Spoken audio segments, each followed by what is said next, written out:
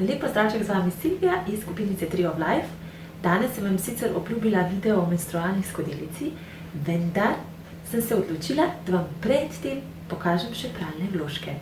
Ja, ko nekdo omeni pralne vložke, na kaj pomislite? Verjetno na tiste plenice, ki so jo včasih nosile naše babice. Ja, pralni vložki vsekakor niso več tisto, kar so bili včasih, pač pa so pisane krpice iz blaga, ki služijo veliko boljše, kakor tisti za enkratno uporabo. Ja, kakor vidite, so izjemno pisani in prijetni na pogled in ko boste naslednjič nadeli enega izmed teh na hlačke, si boste vsekakor veliko lažje predstavljali tiste dni v mesecu.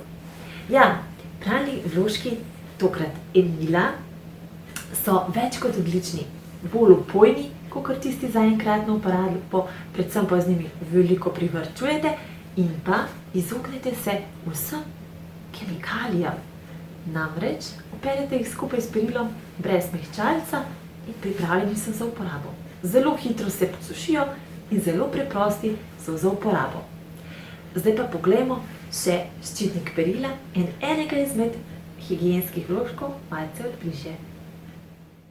Sedaj, ko vemo, da pralni vložki niso več tisto, kar so bili v času naših starih babic, pa si poglejmo pobližje ščitnik perila in higienski vložek Penelopa od Emile.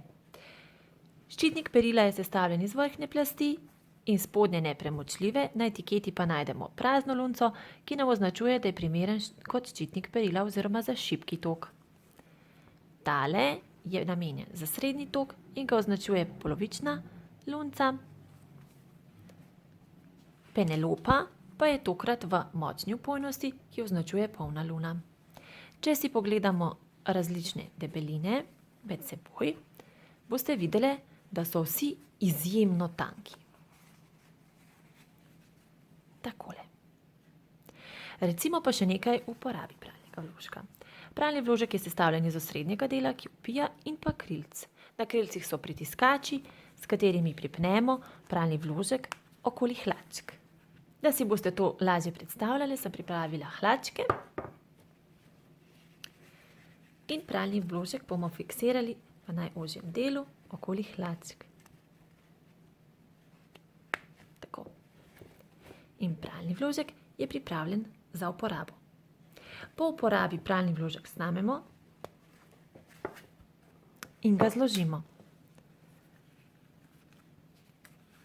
ter zapnemo s pritiskačem. Na tak način se zložijo prav vsi pralni vložki in ščitniki Emila, tudi tisti malce večji.